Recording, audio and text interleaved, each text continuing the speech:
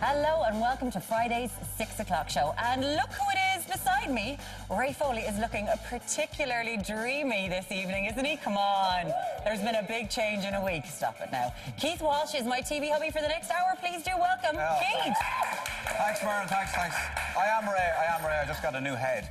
We have a great show lined up for you, so don't move a muscle for the next hour. Our first guest to keep us company is a former boy band member from our own hometown. His Eurovision dreams were shattered just a week ago. We'll be catching up with Brenda Murray in just a few minutes. And he won't be too lonely. Also on the show this evening, she's a TV personality, journalist and playwright. The very talented Fiona Looney will be here to give us the lowdown on her latest project. Later on in the show, we'll be hearing from the 6 o'clock Silver Squad. And here's a tiny taster of what's to come. On fleek? No. Stand on your two feet. What'd you get? Take a guess. On fleek. It's French. and speaking of on fleek, our chef this evening is Derry Clark, and he's with our very own resident news hound, Doireann Gary, in the Six Kitchen. Hello, guys. Hello. You're on fleek, Derry. Hello. You are so on fleek. I think me and Derry are... You're kind of channeling the fleekness. Did you text beforehand and say, what are you wearing? I'm totally going to wear the same thing as you. Keith's a new version, or better, sorry, maybe a better version of Ray, is he? It's poor Ray is going to have an awful night tonight. Ray. He's going to be so upset. And you're his favourite, Derry. I know. Oh, my God. How could you do this to him? But he won't know, he won't know. While he's not here, what are we having for dinner? Actually, tonight is a great dish. I'm just looking at it. It's a beautiful monkfish with carrots, carrot puree, and a carrot and ginger salad. Delicious. And some spices with the monkfish. So it's a really nice dish, actually, and it's quite simple to do. It does. Sounds lovely. And Doireann, what stories are knocking about today? Well, we're going to be chatting about who our next Taoiseach might be. Oh, yeah? Do you have the inside track? Is it you? Yes, you got me. Let's start. We're also talking about a guy who's suing a girl who he took on a first date, and he's suing her for her behaviour. Right. Right. Interesting. Do you like my little teasers? I don't give away too much. And then we're talking about Colin Farrell. An update on him. Do you know what? Even if there's no update on him, let's just talk about Colin Farrell. We should do that every Friday. Just get pictures of him and stare at them. I'm fine with that. Yeah. I want to talk. I'm looking forward to this date. Right. We'll see you both later in the programme.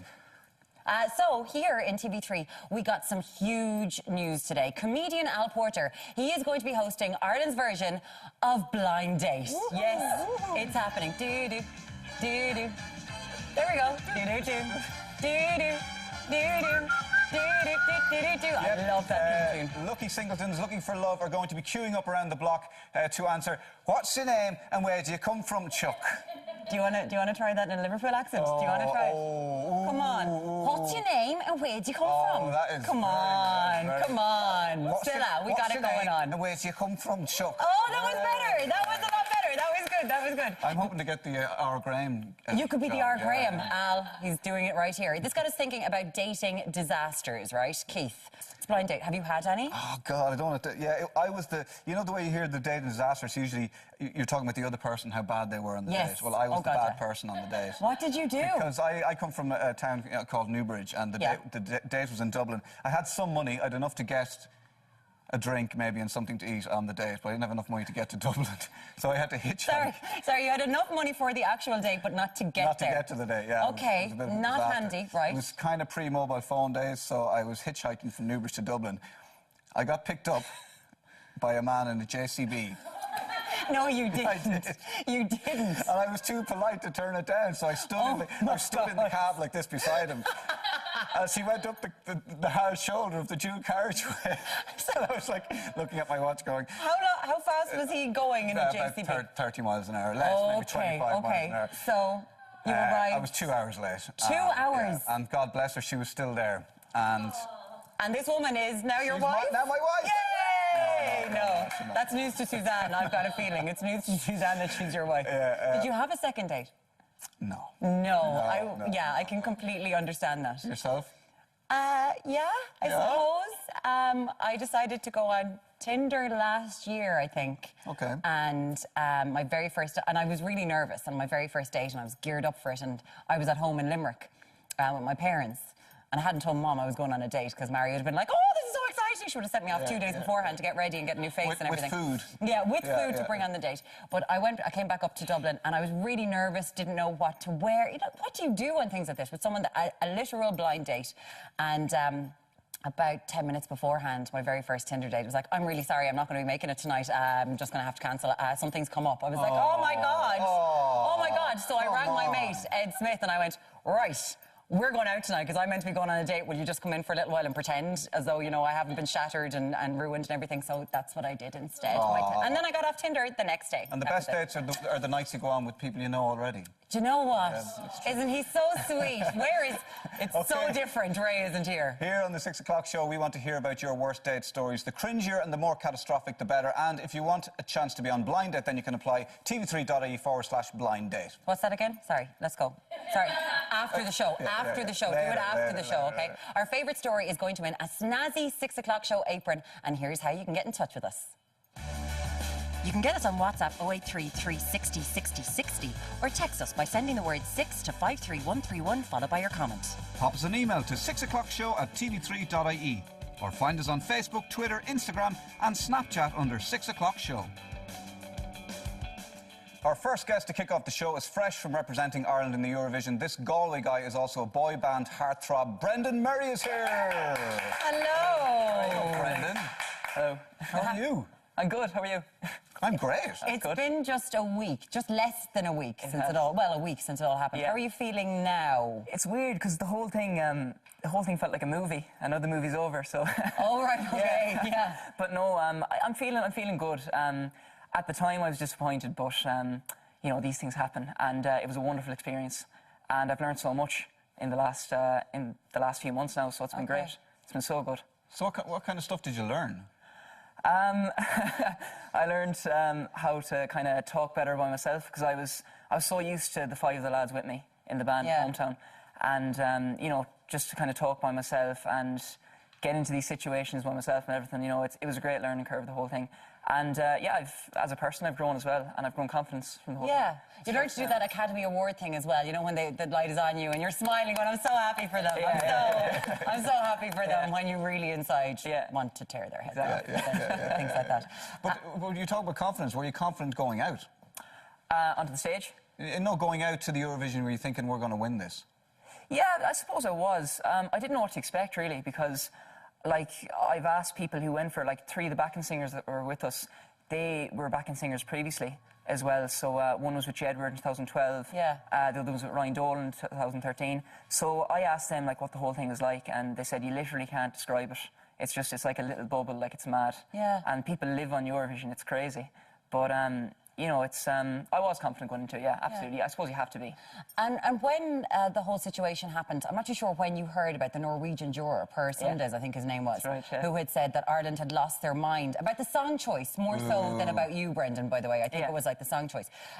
Did you hear that when you were over there before you performed in the semi-final? And what did that do to you? Yeah, I only heard about it like a few days afterwards. Yeah. I don't think they wanted to tell me about it, but I didn't really mind, to be honest. Like, I think I saw it on Joe.e. Right. Or something like that. And then, yeah, I just heard about it. And but, like, it's weird because a lot of bloggers out there were saying, like, some said, one in particular that was a big blogger, he said that he didn't like the studio version. And when he saw the whole staging and the song live, he fell in love with it then. And he thought it was going to qualify and everything. Yeah. So it's just, from that point of perspective, like, you know, it's it depends. It's like Marmite. You either like it or you hate it, but it can be strange. That's it, yeah. But people have their different opinions, you know. Yeah. Yeah, and you can't let them get you down. No, you just have to get on with it. And is it like we kind of feel you always hear about it in Ireland, like it's very political, and you know certain countries kind of band together, and you know it's all about the PR. Is it very political? Do you feel it out there? I think the best song won. Anyway, personally, anyway. I think it's a very well-run competition. And I don't think people realise that as well. Like, it's just, they don't realise the work that goes into it and everything. And it's just so well ran, so well organised. And the talent this year was just phenomenal. I couldn't believe it. Like, I couldn't get over it. There were songs there that, like, you wouldn't think are Eurovision songs at all. And it was mad. Like, so, yeah, I don't know. I suppose there is, some of it's political, but a lot of it is talent. It's talent. Yeah. Now that you've been there, you've been in the crazy Eurovision bubble. Yeah. What do you think we should do to win next year? Like, do you have more of an insight now? Or to even get through? Like, what do we have to do to these jurors? You see, it's so different now. It's a different competition. Like, it's going to get bigger every year, I think, from what I've heard anyway, over there. Like, there was a Chinese delegation there this year. Yeah. So it's just... They're talking about a world Eurovision, essentially. It's getting so big, and, like, there wasn't 42 countries competing back in the 1990s when Ireland did well. So that's the thing. Like, I don't know what. Like, we're a small island, so we just have to do our best, I suppose. But it does feel like, because over here, every year it's on, we all talk about it. We talk about the songs. Would you do it again? You know, Niamh Kavanagh has done it twice, Linda did it twice, Johnny Logan did it twice. Would you enter that Thunderdome again? Is anyone asking? I have no power in any way, shape or form. We're asking. Yeah, I probably would, to be honest. I think it was a great experience, and I'd look at things differently myself. And, you know, I'd love to do stuff different and try it out and see how it goes, like, But then again, it all depends on the song, the singer. It's just, you know, that's it, really. Get the band back together again. Would you bring out Hometown the next time? You'll have to ask Louis about that. Forget Louis. Ring the lads. Don't worry about Louis. You ring the lads, get all the band together and get out there on the Eurovision stage and win it for Ireland. Yeah, you never know. Are you still working with Louis? Yeah, I still keep in contact with him, yeah. He's going back to X Factor soon now, but no, he's been like, he's given me plenty of opportunities, like in the last, like I auditioned for Hometown when I was 16, so I'm 20 now, like I've known Louis for 4 years, and like Liam McKenna as well that works with him, is like, he's been so good to me as well, and the whole team, like they just, you know. Liam McKenna, who was in 6, wasn't he? Yeah. That's right. I don't really mention that to him that much, no. Oh, right, you don't do a whole lot of loving the whole time. We were were in the dressing room in Kiev before, and then everyone was like saying, like, oh, play the song from 6 and everything. Liam was right behind me, and I was like, no, I'm not doing that. I got smacked across the head. I'm going to have to work with this man in the future. Exactly, We're going to talk more about your future very shortly, Brendan. But former Hometown hunk, Brendan Murray, he's going to be sticking around for the whole show, right up until 7 o'clock. Chef Derry's still in the kitchen, and he's joined by the one and only Fiona Looney, who's going to be on the 6th sofa after the break. Derry, we have to ask, do you have any disaster dating stories? Yeah, I was saying to Fiona earlier on, a kind of a blind date. We went out, went to the cinema, and I say we spoke 2 words all evening. What? It was so awkward. Yeah, I don't know. I always remember that. It was my fault, probably, but... Just as well you were in the cinema. Yeah, exactly. I At least you had something to watch. But like beforehand, did you have a lovely chat? And when you were asking about getting popcorn? Hello, how are you? It was like small talk, but it was very... So nothing terribly bad happened, it was just awkward. Oh, yeah, awkward. Awkward is the word. Awkward, I like that word. Awkward. Awky momo. And it's stuck with you. Can you remember the film? No. No, I should do this, watching it. Just sitting there for 2 hours going, oh my God, how do I get out of this? How do I get out of this? Oh my God, get me going. Fiona, dating disasters? Yeah, well, I only ever went on one date, quite sadly, because I'm really old, and back in the old days I didn't go on dates. But the one date I did go on, and he was really, he was really hot. He was incredibly wealthy. He was lovely. And I got spectacularly drunk and ended up just singing sea shanties to him. Oh, no. Wow. Which he did think was kind of briefly charming, so I would have went on all night. That's fantastic. We do want to hear about your dating stories, by the way. The best one is going to get a 6 o'clock show apron. So all you got to do is text us. It's WhatsApp 083 360 60 60. Fiona Looney is going to be popping over here for a chat about her latest play, politics, and lots more in just a few minutes. But before we head to the break... He's here! It's okay. He's here! If you're looking for a staycation, check out our latest competition.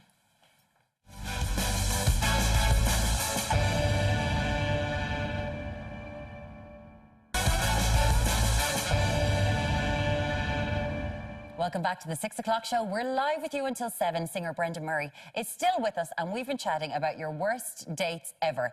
And loads of you have been getting in touch. You can get in touch, by the way, on WhatsApp 0833 60 60 60. We're on Twitter. We're all over the place. So there is a brilliant story here on WhatsApp. It's Shirley who got in contact, and it says, I went on a first date with a guy I met online. We were sitting in a bar, and he said, just to let you know, I've gone commando. I've never left a pub or a date quicker in my entire life. Okay, yeah. Do you have something to tell me, Keith? Probably not a good time. Do you have something to tell me? Probably not a good He's time looking, to mention there's a look in his eye. Bit strange. I don't always wear underpants. That's all I'm saying. Move over here. Our next guest is no stranger to the silver screen. She's a playwright, a journalist, and has an opinion on pretty much everything. Fiona Looney is here. Thank you very much. Hello. An opinion on pretty much everything. We'll ask you about badgers, will we? Yes, No. yes. Hold them all. Don't hold them all, for God's sake. Don't take her. Don't do that. She's joking. She's joking. A big week in politics. Enda Kenny has finally resigned. He left the building. What do you make of it? Well, we thought he'd never go. And actually, I work with Oliver Callan on Callan's Kicks, and we had our wrap party last week, and we were actually at that stage, because all series, you know, for 12 weeks, we've been writing final end of sketches. Yeah. And we just put the last one out in the last week. We said, oh, look, we can't wait any longer, you know, let's just do this. But we were saying, you know, we were fully expecting to come back in October and for him to still be there, because it had gone on for so long. Really?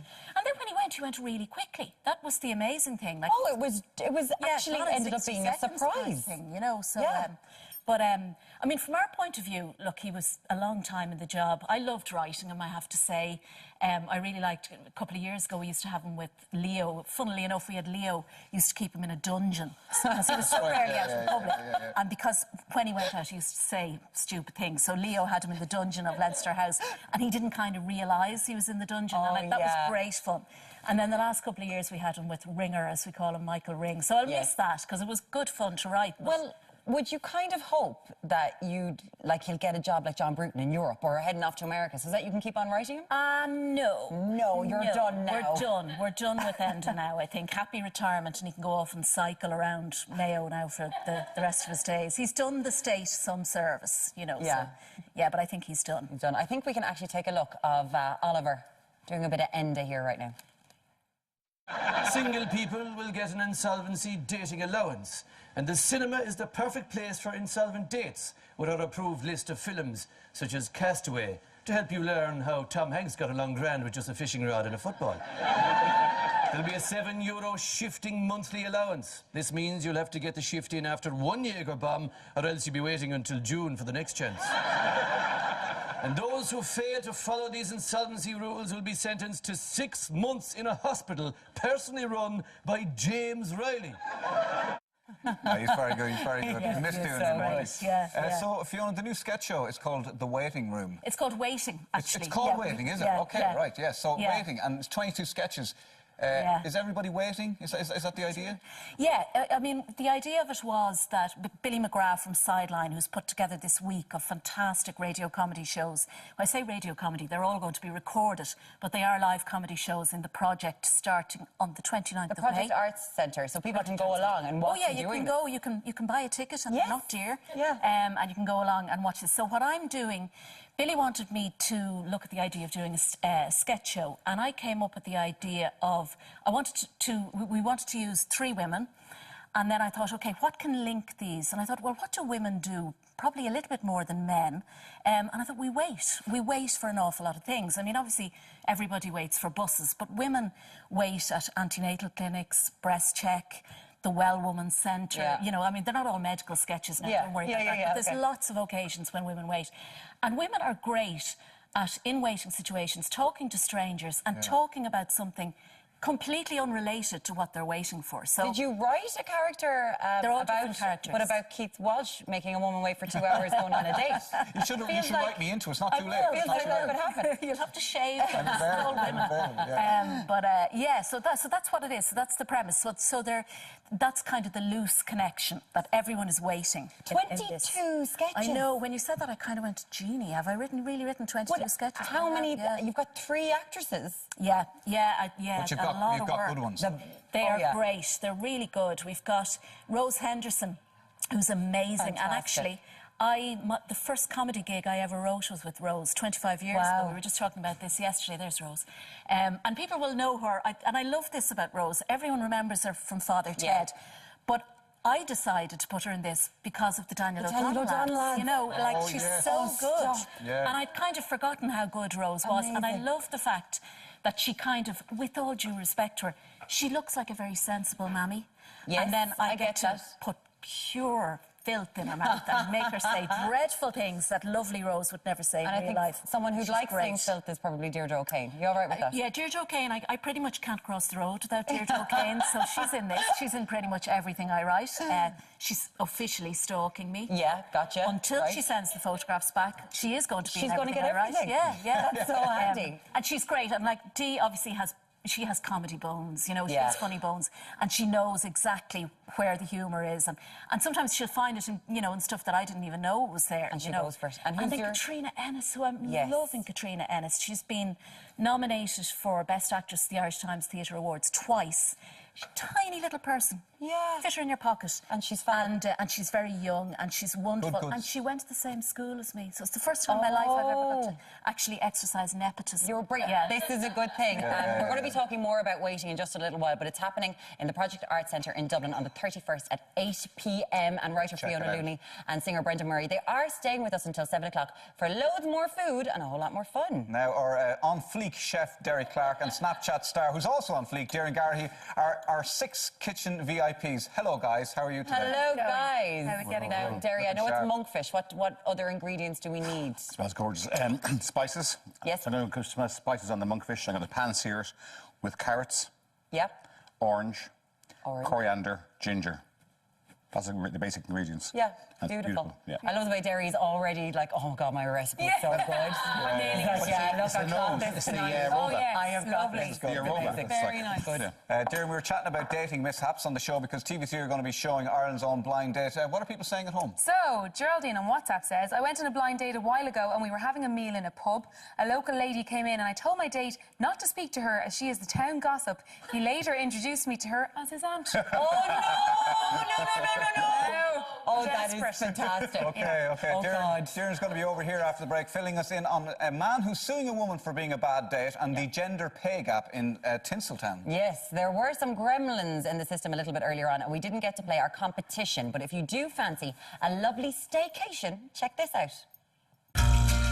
Explore, experience and enjoy all that County Leitrim has to offer. All this week, the 6 o'clock show has teamed up with the beautiful Loughallen Hotel and Spa to give one lucky family a 2-night stay for 2 adults and 2 children with breakfast on both mornings and a delicious 3-course evening meal in Rush's restaurant. Loughallen Hotel and Spa is the perfect destination for a family break. With large family apartment-style accommodation, swimming pool and playground situated on the shores of Loughallen and surrounded by the Arigna Mountains, Loughallen is the perfect location for your next family staycation. For your chance to win this fabulous prize just in time for the summer holidays, simply answer the following question. County Leitrim is in what province? Is it A, Leinster, B, Munster or C, Connacht? Just call 1550 999 880 or text SUMMER to 57199 to enter.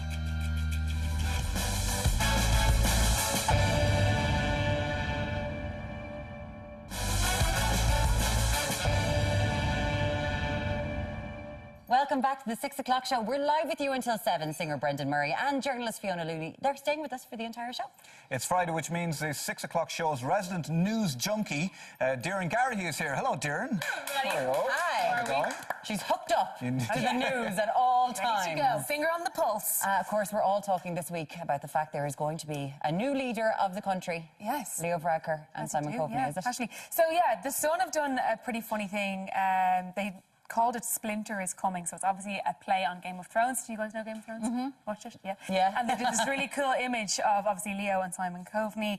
So yeah, I suppose we're just going to chat about like what's the story? Who do we want? Who does everybody want? Do we want Leo? Do we want Simon? Do you have a preference?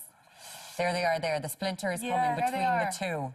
I have to be honest. I think that I'm sure Simon Coveney is great. If Simon Coveney wins it, and I don't think he will, to be very honest, he would be the 3rd Taoiseach in a row to inherit his Dáil seat, and I don't think that's a good... I don't agree with that. Yeah. So from that point of view, I think Leo would be my preference. Your preference Would for it that? be OK to just vote for the more handsome man? Would that be... Well, everyone's different, though. Then we'll split the country right down the middle. We won't know what we're That's probably the fairest way of going. Fact about Leo, he would only be the 4th openly gay head of government of any country ever. Again, ahead of the times, which I quite like. And we know, I don't know if you care who the next Taoiseach is, Brendan, but sure, you've met our old Taoiseach a few times, haven't you? Yeah, met Enda once or twice, yeah. Did he give you the thumbs up? Of course he did, yeah. Absolutely. There you are with them. There you are. He fits in well with the boys. He actually does. And he's not wearing cycling shorts, so we're pretty sure that's all he's going to live in He looks like for the next few years. about to step out and sing the solo there. He could just go mad. We've got to go to Hollywood now. Yes, indeed. Gender pay gap, is this? It's a constant struggle. So, yeah, Robin Wright, who plays Claire Underwood, I said Carrie, who's an actual actress. Claire Underwood, she plays her in House of Cards, she's, of course, the wife of Kevin... Yes, Frank Underwood, who is played by Kevin Spacey. She initially thought that the two of them were being paid the same. She has since discovered otherwise. He was being paid $500,000, she was being paid $420,000. And she's spoken out and said that it needs to be rectified, basically. But, yeah, why is this a gender thing? Why is it a gender thing? Well, I mean, it's ongoing in Hollywood. No, but like if you think Kevin might be a bigger star, he's on camera more, he's got a bit more work. I kind of thought about this earlier. Maybe her agent just told her a fib. But that's bad. That's terrible. I mean, Yeah. that's part of the problem. Like that she was lied to, I suppose, from the outset. I think if in season 1 she'd been paid less and then was given more, because she's equally as important as him, you know, as the series goes on. So I would have understood maybe season 1, but now she's like, you know. And this was from season 3 when she discovered that there was this 800, you know, 80 grand. She was well in it. There was nothing she could really do. At the same time, are we all going, 500,000, 420,000 for a show? Fair play to you. Enjoy it. Yeah, and she's a fabulous wardrobe. Like, let's not forget that. Does she get to keep it? That could make up the 80 grand. Maybe. That's a very good point. So tell us about this man. He's suing his date. Yeah, a man in Texas is suing a girl. He brought her on a first date to the cinema, and he said that she spent at least 15 to 20 minutes on her phone, and he's suing her $17 for the cinema ticket. What? And I actually I think it's cool. I think it's, as a PR thing, I think it's great. It brings light to the fact that this does happen. And do you think we should take? I would never take my phone out on a first date. I have a friend who went on a date and she literally spent the whole time on her phone, right? So it got to the end of the date and he said, I'm just going to pay the bill and we can just go our separate ways. And she's like, oh, do you not want to come home with me? No. So she was willing to bring him home for coffee, maybe for more phone action. Right. Can I just say, your friend is delighted you've told the nation that bit right now. What do you think of this, Fiona? Asking for that, suing her. Suing her seems a bit extreme. He's probably not going to follow through with suing her. I think it was more just out of principle he decided to I want my make money it a thing. back.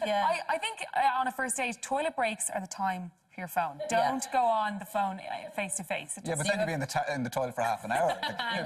Brendan, would you take out your phone on a first date? Maybe she was just tweeting about how much of a good time she had. Having a great time. Having a good time in the day. She might be doing something like that. Having the loves. I'd love to know I was. A man who I'm sure is well up with Twitter, Danny Healy-Rae. Oh, definitely. I'd say he's on Snapchat, the works. All the time. What's he been up to this week? He has basically... Okay, so we all know that he doesn't like the drink driving situation. He doesn't? No. Because it's rural people in County Kerry cannot He just said 2 or 3. He just said 2 or 3. Can they not have 2 or 3 and then drive the tractors very slowly up the road? Okay, Graham from Blind Date has got to be a Kerry man from now on. That's what's happening. So yes, he reckons people should be able to come down from the mountain, have 1 or 2 or 3, or go home.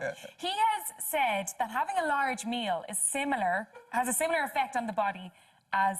does he do this on purpose? I'm not too sure. Does he arrange things on purpose? I don't know. He said that if he was leaving Leinster House, he would never have a big meal and drive back down to Kerry, that it has a similar effect. Obviously, the CEO of the RSA has come out and said that this is... Like, what is he on about? You know? I know. There's one thing not believing in climate change. There's another thing thinking that this is actually a thing. That's why the Healy-Rays have their dinner in the middle of the day. Yes. There we go. They don't have to get into the car. Out of the way. And a man that always reminds me of Danny Healy-Rae. Colin Farrell. Yeah, straight away. So basically, his new movie that he's in, The Beguiled, he plays this Union soldier who's brought into this house where these young girls who've been kind of sheltered their whole lives, he's brought in and they kind of nurse him. He's found outside. And the director of the movie... Fiona just looked and went, they nurse him, do they? I'm sure they do. Oh, they do. It's a dream I had. This is what happens. They've made a film of my dream. So Sophia Coppola, the director of it, has basically said, let me get it, they wanted to cast a thinking woman's hunk. And what they mean by that is not any hunk that any girl would swoon over and fall for. A thinking woman, so a woman who kind of knows what she wants and sees that he's mysterious and kind of complicated and wants to crack him. Yeah. And Colin Farrell nailed it. And he can sing, he could do the ABCs. But sure, you could use any hunk and just like have a pair of glasses, opening scene, pair of glasses, reading a book in a coffee shop. And then when you look into their eyes, Keith, you have to see that they're complicated, mysterious, and you want to crack them. That's it. You want to crack them, which is what you might be doing later on. Can we just say very finally, came to work on her birthday. Happy birthday, Darren. No rest for the wicked. And thank you so much. We'll see you again very soon. And here on the 6 o'clock show, we went, by the way, to chat to our own Silver Squad from the Skerries Active Retirement Club to get their views on modern Irish life, love, and what nights out were really like back in the day. Let's take a look.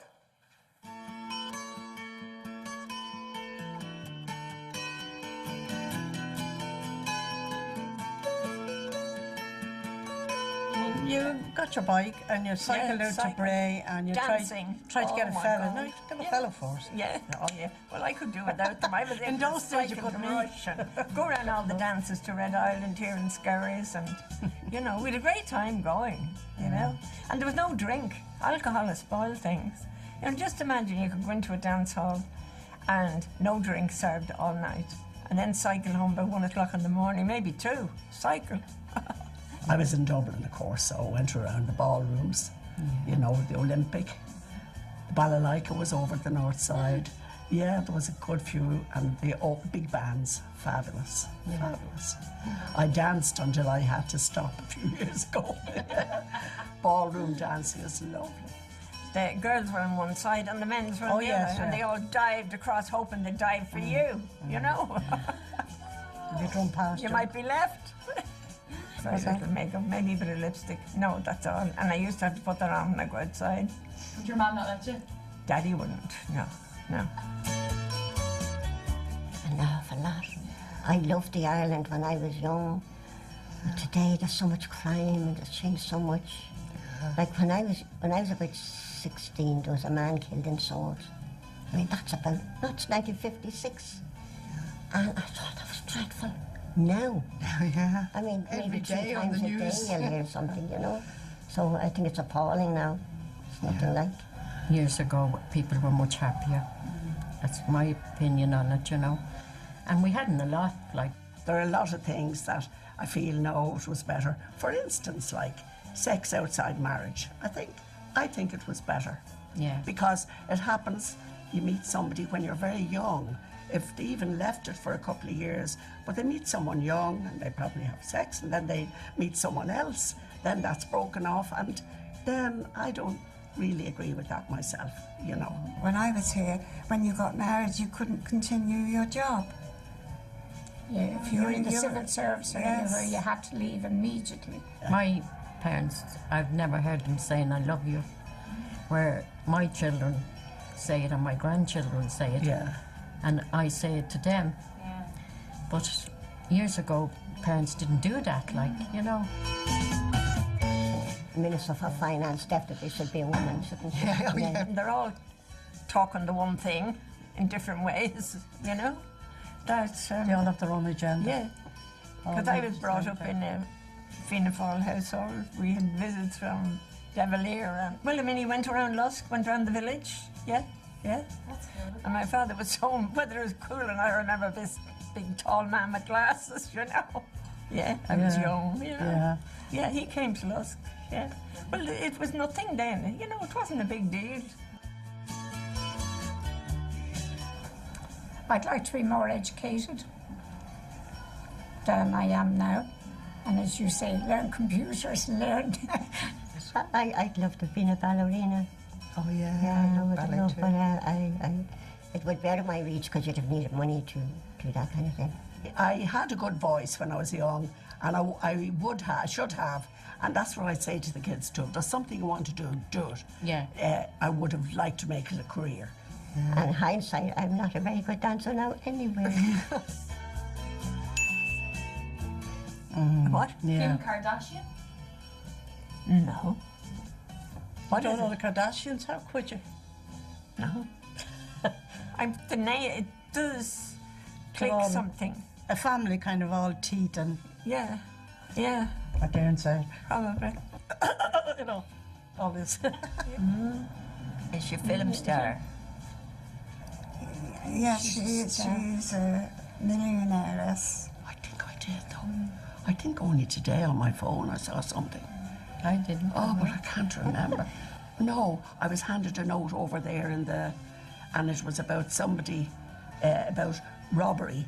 And then I think that name was meant, it turned out it was a sort of joke thing.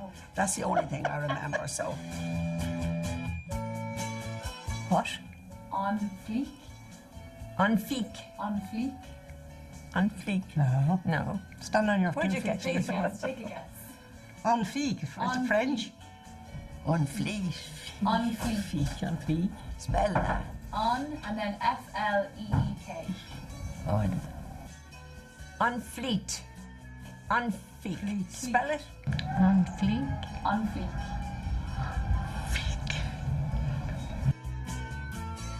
Oh, is this for television? It is. Oh. You look lovely today, man. Oh, that's up to you. And we knew we'd be on camera. You can tell that Sylvia thought that on fleek was something really, really naughty, by the way. And you look lovely. I'm expecting to go, pennies on. Pennies on. Coming up after the break, it's Fish Friday in the Six Kitchen with Derry Clark. He's whipping up a tasty monkfish dinner. Our guests Brendan Murray and Fiona Looney are going to be lending a hand too. See you back here in a few.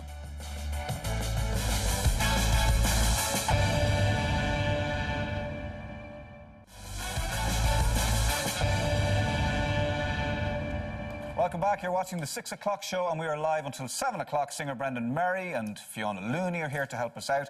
In the kitchen is our hero, Derry Clark. Wow, superhero. thank you, Keith. There, I like the word hero. What's that mean? You better be heroic this evening. What are you cooking for us? I'm going to do nice spiced monkfish with carrots, ginger, and yeah, that's basically it. And oranges, I like oranges. So the spices, I have some coriander seed and fennel seed in there. And this is called a pestle and mortar, which I think is lovely. Doing your own spices at home, it's a really nice way of doing it. I put them in a warm oven for about 10 minutes, just to get the oils of the spices released a bit. It brings the flavour out. But buying your spices like this is a way to do it, because you can buy them in powders, of course, like I have here. That's the 5 spice I'm going to be using. That's in a powder form. That's a mix of 5 spices and that, so it saves that time. But I always say to anyone at home, if you're having a dry cupboard, having a selection of spices in there is a great thing to have, and start using them, because they can really make a kind of boring dish to different levels. Spice it up, I suppose. Yeah, especially if you're on kind of a diet, or if you're looking watching or eating, spices can give something a lift, and kind of vary your diet and the flavours and tastes. It's probably not a good time for me to tell you that I'm vegan.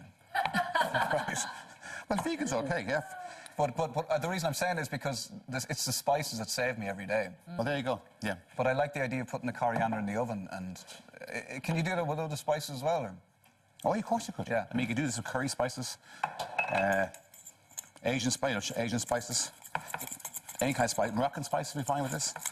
But definitely, I think people like yourself, definitely experiment with stuff and mess around it. Okay, so I have 5 spices in there. I have some chilies in there, some chopped chilies. I just chop them up fine. They're in here. And I have nice fillets of monkfish here, okay? I'm sorry, I'm just a bit fast here. I want to make sure this is on the pan before, and then I can start talking. You're fine, keep going. Do you cook much yourself? I do, actually. I'm a big fan of spices. Well, they're very good for boosting your immune system, and if you have a sluggish metabolism, which I'm cursed with, they're very good for that as well. Yeah, they're really good for you. What's the best spice? Probably turmeric is really good. Turmeric milk is very good for you, for inflammation as well, I hear. Yeah, very good. Do you cook yourself, Brendan? I'd say porridge now is the only straightforward thing for me. Yeah, is it good porridge? Oh, it is, absolutely, yeah. Absolutely. Do you throw a bit of cinnamon in? A bit of cinnamon, a few berries, yeah. A few seeds, all that crap, yeah. Actually, porridge is great. A great ingredient. It really is. I always say have a bowl of porridge every morning, you lose weight. Really? You will, yeah. Really? Definitely, yeah. Okay, well, unless you put, like, cream and whiskey of course, some fresh fruits in there. Yeah. If you want some sweetness, maybe a smidgen of honey. Yeah. Maybe. A little bit, yeah. Now, the carrot puree is very simple. I have just a couple of carrots here, peeled and chopped up into a pot. A little bit of oil, not much. A little bit of garlic. Like a little bit. Just a little bit of everything, yeah. Technical term. By the way, you can exactly, it is a technical term, but you can kind of, experiment. You can put ginger in there if you want to. Yeah. You can put spice in there too if you want to. So add some orange juice. Apple juice would be lovely here in this. Cider. Beer. Beer, right? How are you looking at me? Very young. You can kind of put anything you want into this. Kind of just the fish, make sure the fish is good. You could, definitely, yeah. And turn that heat right down. Coming along then? Now, come on down to me, that's fine. A little bit of water in there, actually.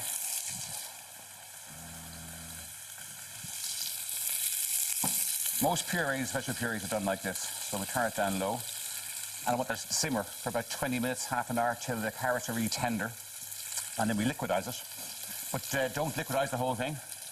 Take the carrots out, put them in the liquidizer on full, and then add your juice from the carrots in until you have the right thickness. Okay, otherwise put the whole thing in, you have a kind of a watery, like a soup you'll have, yeah? And you have this. Okay, now we've 3 minutes left, so you're going to have it finished. Oh, yeah, I'll be fine, no problem. He's flying along there. And by the way, you know, fish is something you can eat pink.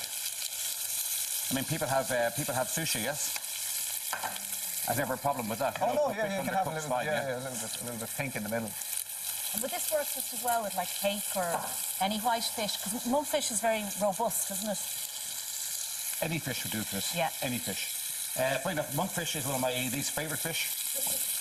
Believe it or not, it's actually a nice job for you to do. Just chop that as fine as you can. Quick for you. Lovely. Earn your money. You know what that is now? Chop that fine. Ginger. Ginger, all right. That's ginger. Very good. Fresh ginger. Oh, God. Yeah, it's not too bad. Mind your finger now. Mind your finger. Use your nails as a guide, you know. My mother always said, use your nails as a guide. You'll never cut through your nails. Well, nails make it very crunchy. Yeah. Don't they? Yeah, it's a bit of texture, you know. It's good. It's a bit of texture. And if you're nervous about cutting there, just close your eyes. See where it goes. Be careful, we're not insured for this. Yeah, but take your time, please. I think that's dangerous. Look what Derry's using, the guillotine. It's a good time to distract him now and ask him about it. Your single is still available, isn't it? Yeah, my single is still, it was actually, funny enough, it was #1 in Armenia on Sunday. No way! So it still is. Hey, That's success. Yeah, so... We've won Eurovision. Yeah, exactly. And #5 in Slovenia. #11 in the viral chart in Belgium, so I'm kind of boasting here a little bit, but that's really good because you've gone over to Eurovision. It was actually the Austrian entrant, Nathan Trent. He WhatsApped me and he goes, you're #1 in Armenia, like, and then I didn't believe him at first. And I saw it and I was like, that's ridiculous. So weird. Yeah. I think that. Well, I mean, you go to Eurovision, you think, oh, I didn't do well, I didn't get to the final, and then you're #1 and #5 and whatever. It's brilliant. It's my turf now, yeah. Yeah, absolutely. How are you getting on there, Derry? We're doing good, actually. I did one little trick there. The monkfish, obviously, you know, it takes about 10 minutes maybe to cook that big piece. Yeah. So I butterflied one piece. Very good, yeah. Split it down the middle. I'm not eating it, but Fiona and Brendan are, so I'll make sure it's cooked for you. Beautiful. Just don't talk to me afterwards, yeah. Enjoy. Coriander, fresh coriander. Now we'll assemble this dish. Okay, we done. Almost. And waiting. Waiting, yeah. The Project Art Centre. Project Art Centre, 31st of May. Tickets are available, and it's really good, and it's really funny, and there's a whole week of stuff and shows, and you should go along.